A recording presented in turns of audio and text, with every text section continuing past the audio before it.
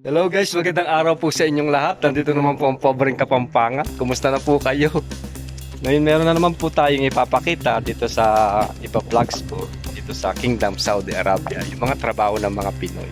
Nakikita niyo po yan. Yan yung mga mixer na inaano nila, minamaneho nila. Yung mga sumento, yung mga hollow blocks na tinatrabaho nila araw-araw dito. At ito naman yung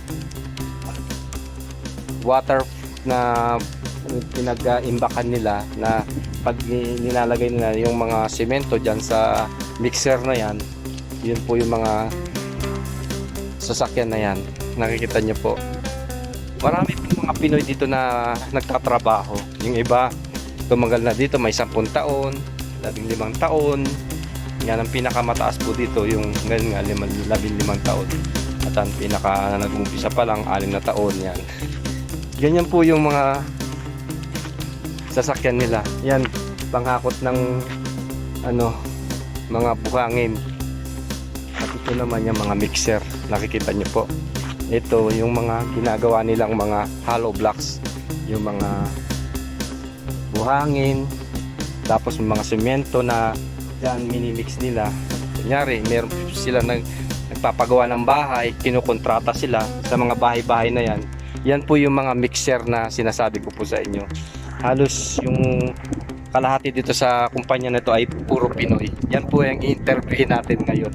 At mamaya ipapakita ko po sa inyo yung mga Pinoy dito at yung mga accommodation nila. Pagmasdan niyo po yung mga nila, yung mga gamit nila. Mga advanced na po yan, kagaya nito. Yan, tingnan niyo. Yung pump na yan, yun yung mga mixer. At yung mga nakikita nyo na yan na mga sasakyan na yan, ibubuhos nila doon. At yan sa taas, yung mga halimbawa, yung mga building o yung mga bahay na nagpapagawa ng mga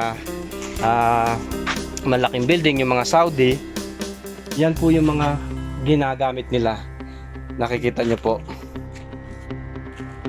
Yan sa atin, kung makikita natin, mano-mano talagang kapag magpapagawa tayo ng bahay, pupunta tayo sa matataas na building at minamano-mano natin at binubuhos ng mga timba o yung meron tayong mga roof o mga lubid na pinagtutulungan natin pagmula doon sa taas, pababa at ihilay. Pero ito po, tingnan niyo yung pump na yan.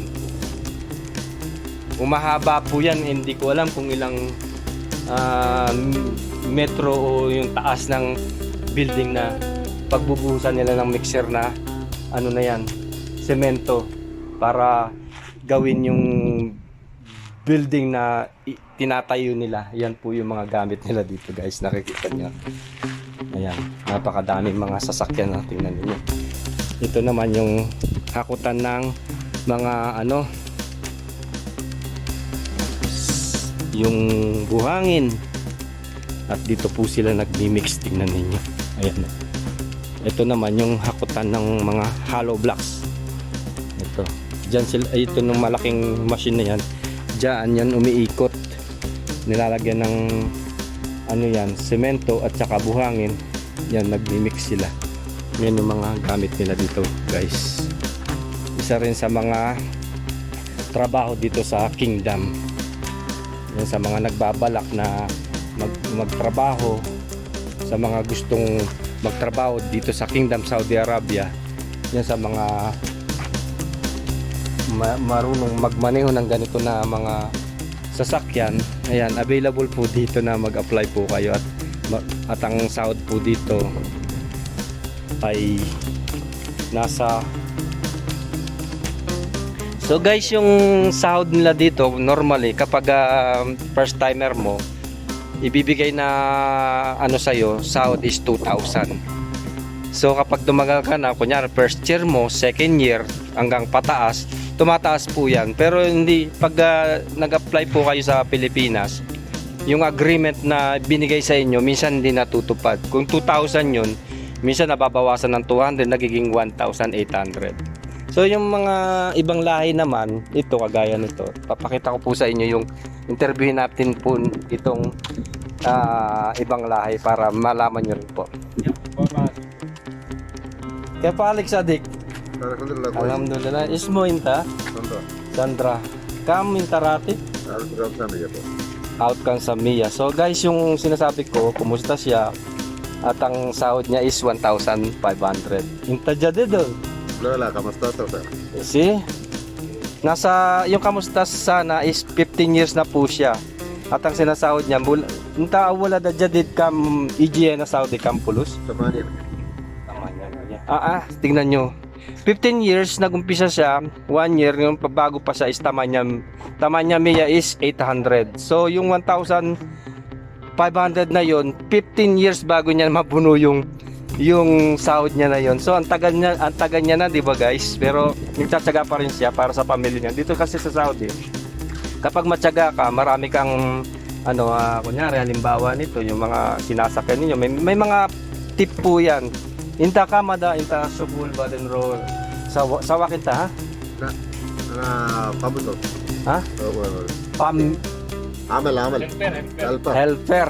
So guys, yan helper, tagatulong siya. Ayan, kunyari may mga tip din siya na kaya minsan sa mga overtime niya, doon tumataas yung kanilang mga sahod. Ganyan ang trabaho dito. Kailangan tiyaga dito, tiis, para tumagal ka rin. Kasi wala ka naman ibang choices kung pag nandito ka na, kailangan kung ano yung trabaho mo, yun ang gagawin ninyo. At kapag may mga overtime kayo, yun tumataas ang inyong mga sahod. At conforme din sa tagal ng inyong inilagi dito sa Saudi. Ganyan po yung mga sahuran dito. So yan guys, na-interview natin po. Kam inta pi Badzura ulit. La? Mapi Badzura? Kam? Bila di wahat. Wahed? Sawa-sawa alhen? Kam amar? Talata Sri. Talata siguro yun. 23 na po yung kanyang anak. Tingnan nyo. Awol mapi ha? Batin ni Gianna. Tingnan ninyo. Sa tagal niya na dito. Dati umalis siya sa kanilang lugar. Tapos nagtagal siya ng 15 years at nakuha niya pa yung anak niya. So sa mga tuwid, ditong kumpanya to maganda dahil tumatagal sila dito. Kasi kung hindi maganda ang kumpanya na to guys, hindi ka magtatagal dito. Yung mga pasahod siguro maganda rin. Tsaka tingnan nyo naman yung mga facilities nila. Meron silang mga basketball court dito. At kapag Huwebes, dyan sila nagbabas. Kagabi guys, pinakita ko po sa inyo yung paglalaro nila. Para hindi sila mainip, ganyan ang ginagawa nila every Thursday night. Ganyan ang nila. At pamaya papakita ko po sa inyo itong accommodation nila, kung ano yung lugar na kanilang tinitirahan. Maganda rin po, pero tahimik. Para din nasa Pilipinas tayo. Tingnan nyo. So guys, yan, itutuloy pa natin yung pag-interview sa ibang lahi para makita nyo rin. Ada hurma, guys. Hurma. Ada rati pada inta wadi inta Nepal ulit. Lola, India. India. So India, kaya pada country wise, mapi virus na. Lola. Yan ya. Kala mada pi virus mamay dia da suffer da. Alin Mia mapi muskila. لا الروب مشكلة. Inta ka mada mapi ijasa. أنا Comes 3 سنة ونص. unos. Tingnan nyo guys, 3 taon na siya dito pero wala pa siyang vacation kasi nga may mga virus na sa India na hindi sila makapagbakasyon dahil nga sa pandemya. So tiis-tiis lang muna. Ayan guys, thank you ha. Okay guys. Ayan. So papakita po natin yung mga gawain din ng mga Pilipino dito. Yung halimbawa, kagaya nito guys, kapag ganyan na Friday, kanya-kanya silang mga ginagawa. Magawa ko ng Ayan. palutang pang kusina ko. Kuya, ilang taong ka na dito sa Saudi? Mga 17 years siguro. O, tignan Kasi ninyo. na masama. Pero dito 5 years lang. Ito sa lugar. Dito sa kumpanya na to. Pero all in all, sa ibang kumpanya. Nakailang kumpanya ka kuya? Pangatlo na po. Pang-apat na po. So, 4 na kumpanya na yung napuntahan niya dito. Pero itong kumpanya niya. Ayan, pang ilang taon ka na dito kaya?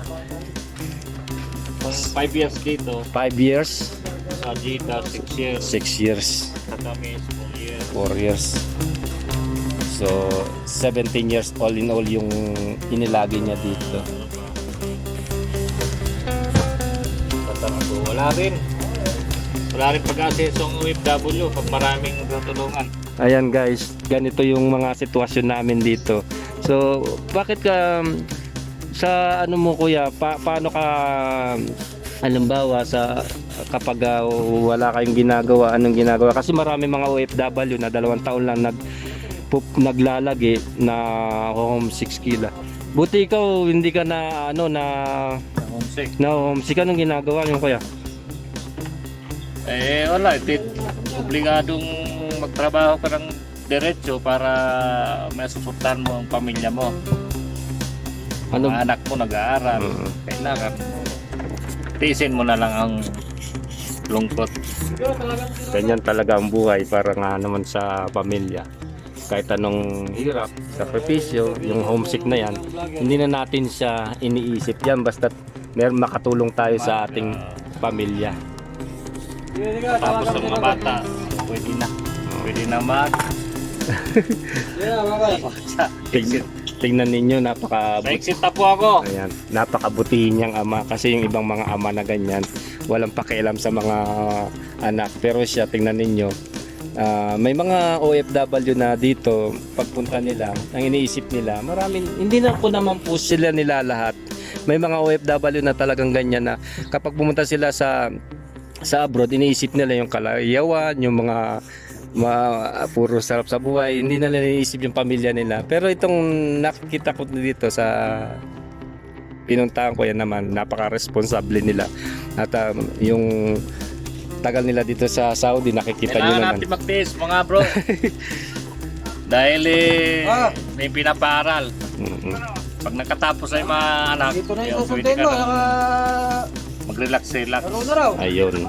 So, kuya, ano bang sa tagal mo sa Saudi, ano bang mga naipundar mo na, yung na ano mo na sa buhay mo? Kontento ka na ba sa trabaho mo na yan? O? Kaya po ng kunting may manukan, Ayan. merong kambing. Oh, si Ed, merong Yun lang, pag mahirap lang na punta. Ayan. Ang bangka, ang mga bangka. O, diba? Kahit na papaano, meron Pag tayong... uwi ko, meron ako anak buhay. Siya lang wala dito eh. Huwag nang aasa sa anak pag may mga trabaho na sila. Tama yun. Kaya habang malakas pa tayo, no, kuya? Malakas pa. Oo. Pag may nana, lalo na kung wala kang ito, wala kang napundar. Aasa ka sa mga anak mo, nakakahiya. Hindi pa. Yun nga po yun nga yung iniisip ko at sinasabi po, Tawagan mo Karol eh. excuse me, sinasabi sa inyo, kapag OFW ka, yan, kailangan po talaga yung ganyan na, Lalo na pag may pamilya ng mga anak mo. oo. Tapos Tawagan mo ngayon kung maasa ka kayo pa sa mag-usap. kanila.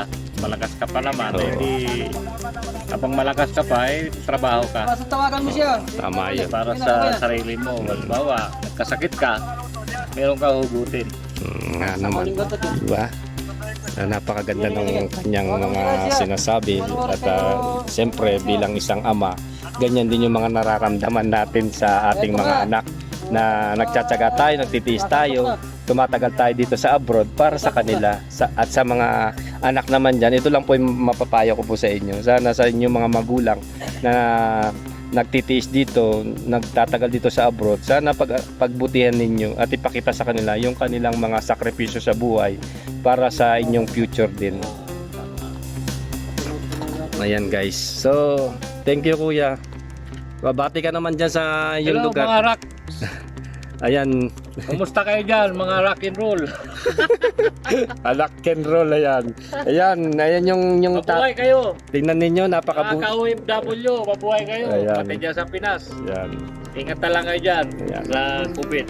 Ayan, maraming pong salamat sa panayam ko po sa inyo at pinaunlak niyo po ako.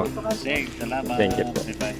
At ito naman po si Kuya Felix. Interview natin to na matagal na rin po sa abroad po. Ayan yung rockers din na kasama namin na pupunta-punta sa mga doon sa Bingwitan. Yung nakaraan na pumunta kami sa dagat, yan po si Kapelex. Napulibangan namin dito mga kabayan. Trabaho. Pag walang magawa, mamingwit, basketball. Yan yung mga libangan nila dito guys, para hindi kayo ma-homesick kasi sa mga kabataan ngayon guys, lalo na kapag baguhan kayo, iniisip ninyo yung pamilya. Huwag nyo pong isipin nyo po kung paano po tayo makatulong sa ating pamilya, yung mga pangangailangan nila. Yung homesick po, una lang po yan kapag meron kayong libangan at mga ginagawa, kagaya halimbawa kung meron kayong mga barkada, mamasyal po kayo at makisalamuha, makijoin kayo para hindi po kayo ma-homesick. Kagaya nito, si Kuya Felix yan. Sa tagal niya na dito. Ayan, bibigyan po kayo ng tips niya para magkaroon kayo ng idea at para tumagal din po kayo dito sa abroad. Ayan. Kuya Felix, paano mo sasabihin sa kanila yung mga tips mo na sa tinagal mo dito sa abroad? Para alam din ng mga kabataan na gustong mag-abroad. May laruan pagka biyernes. Tapos mamimingwit kami. Ganun lang. Ayan. Patayin tayo ng mga gulay. Pagkatayin ni gulay. Pakitayin mo nga Ayan, tanim oh. natin dyan. Tignan ninyo yung mga gulay nila. Oh. Doon, may kalabasa. Ayan, oh. Kalabasa dyan. Kikita nyo po guys. Ayan, oh. Meron silang sayote. Ayan yung mga libangan ng mga kakapwa nating OFW. Ayan, meron silang mga tanglad. At meron silang patatas, sitaw. Ayan yung mga libangan nila. Tingnan ninyo. Ayan, may bunga na yung kalabasa nila. Oh. Tingnan ninyo. Malapit ng harvest. Yan guys. Yan, meron din silang, may malunggay din sila. Oh. Tingnan ninyo. Oh. Ayan oh. Ito maganda buto to. Ayan. Yung tangalado. Ayan. Meron silang tanglad. Pag meron silang tinola. Ilaga. O yan. Diba? Dati, dahil bunga nito eh. Ganyan po yung buhay-buhay dito sa lugar na yung mga mag-abroad. Kaya kailangan madiskarte ka rin para hindi ka mainit. So yan guys, mamaya ayan lulutuin natin yung tingnan ninyo. Na namingwit sila doon isang araw na pinakita ko po sa inyo, sama-sama kami sa dagat. Busa na simento, nilagay sa Sa punta rabbit. So mamaya magluluto pa tayo ng rabbit para kainin namin dito. Nagaya yung mga kasama namin dito na konting salo-salo na kainan po. Ito yung ubas natin. Ayan. Pang-sigang sa talapia. Ayan, tignan ninyo, fresh. Tignan nyo yung wala silang dito, yung suka. Ito naturally, tignan ninyo.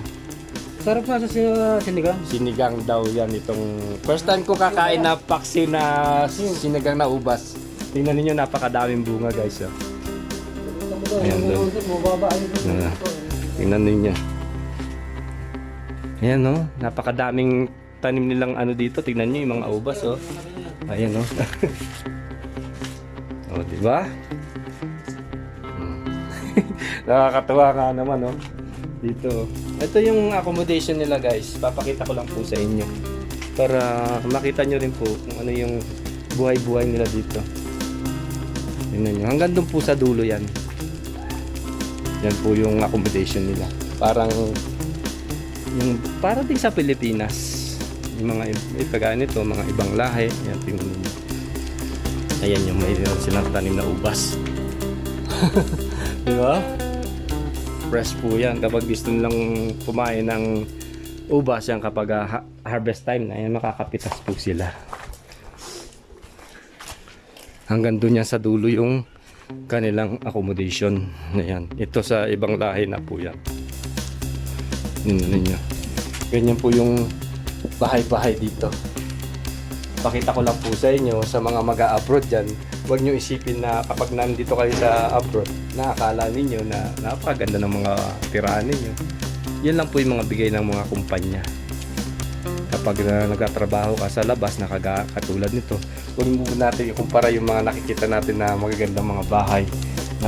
Kasi maganda po yung trabaho nila, mga engineers, nurses, doctors, mga sa offices nagtatrabaho, teachers, yan, magaganda po yung mga bilyas nila. Pero sa katulad natin na normally na ganito na mga nagtatrabaho, as an OFW. Huwag po tayo mag-expect kung ano yung binigay ng kumpanya sa atin. Ganyan na lang po yung pagtiisan natin.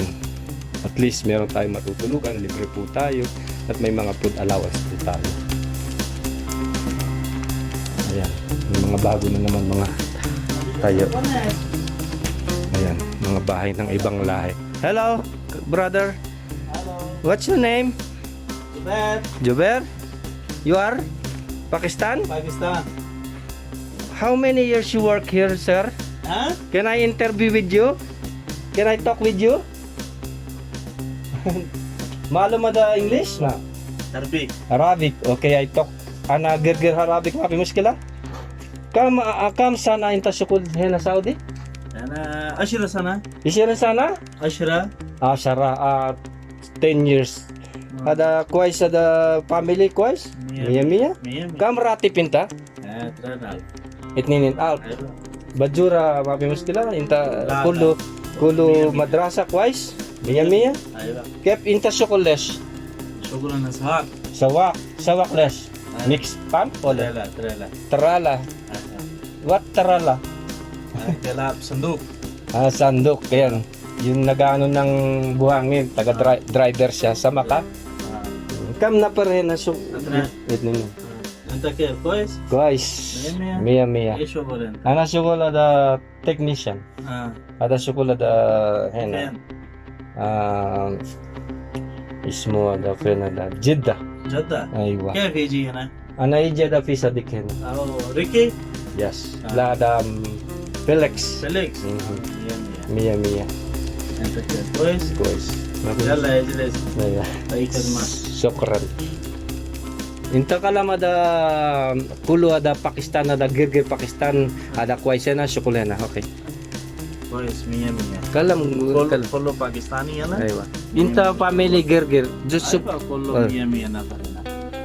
hello ada Pakistan nagkakas.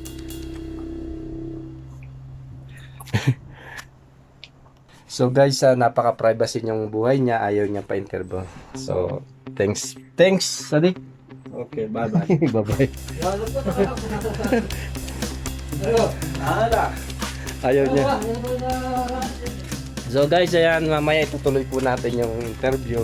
At maraming pong salamat sa panonood. Punta po tayo doon sa magluluto na po tayo. Mamaya ko na lang po itutuloy.